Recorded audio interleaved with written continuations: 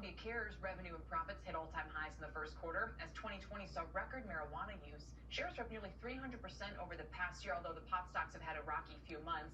Tilray and Canopy Growth both falling big since mid-March. Could industry consolidation like Tilray's recent acquisition of Apria help get things back on track? Joining me now is Nicholas Vita. He is the CEO of Columbia Care. It's great to see you. Thanks for joining me. And is it our imagination, or is there all of a sudden a lot of consolidation happening here?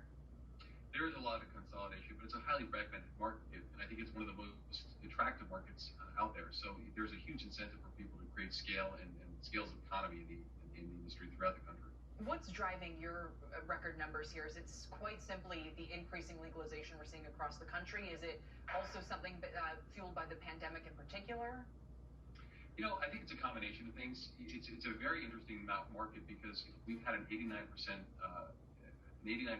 compound annual growth rate for revenue since 2017, and we really haven't seen anything but the growth rates increase as time has gone on. You've seen regulatory changes that are driving adoption. You've seen a general sort of acceptance of cannabis nationally and globally that didn't really exist before. And then you've seen a lot of people sort of thinking about cannabis in a completely different light. So it's a combination of things, but it's something that seems to be ubiquitous across markets and across demographics. You know, tell me about your rebranding the product to be Cannabist with a T. While Columbia Care obviously conjures much more sort of medicinal cannabis use, Cannabist sounds more like you're just wanting to be at the forefront of the consumer's minds in this product, period. Is that right? I mean, is this basically, I don't know if it's a pivot, but kind of a emergence from a specific medicinal product into something that's just much more mainstream? I think it's a lot of that, but you know, for us, it was really simple. We kind of looked at ourselves and we spent years trying to find the right name.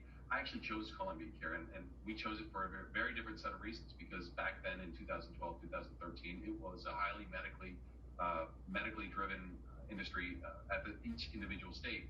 And today, what we wanted to do is be unapologetic. We are the place to go for cannabis expertise. And when people are trying to get into the market for the first time, or people are interested in the market or have been in the market, where else would you go other than a Cannabist?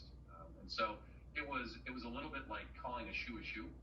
It was as, you know, when the light went off, it made all the sense in the world. And by the way, we've had a really great reception amongst consumers and especially amongst our team.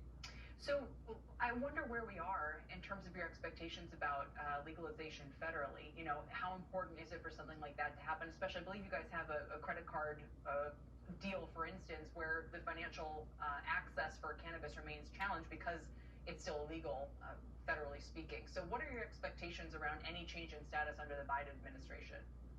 You know, I think there's a lot of excitement about the possibility of changes, but we've always been a big fan of doing things in a way that's sustainable. So sometimes really sort of lofty aspirations need to be moderated by the realities and complexity of the environment we're in. You have all these state programs with very successful track records, and then you have a lot of diversity and inclusion policies being incorporated into those programs. And so we've always, you know, we've believed for a long time that cannabis can be an enormous contributor, both from jobs and tax revenue perspective. But what we're really hopeful that the federal government does is sort of think about the ecosystems that are being created to create an element of equity as well as economic opportunity that would be very hard to replicate if you took a very broad brush approach. So for us, you know, sorry, go ahead. No, please finish. I was just going to say, so we actually think there's going to be, there will be incremental improvements sort of as the year goes on. And I think you're going to see an increased degree of adoption, but it could take any number of forms.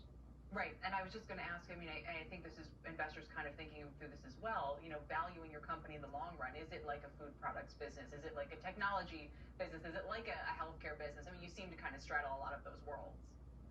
It's a great question. You know, we grow like a technology business. We have margins like a steady, you know, a steady business, a healthcare business. But ultimately, you know, we're an emerging market, and we're an emerging market in the most developed market in the world, right? I mean, you know, we're in California, we're in New York, we're in Florida. And so watching our growth pattern is very different from taking the type of tail risk that one would normally associate or have to take with this type of growth. Yeah, it's fascinating. Nick, thanks for joining me. Appreciate it.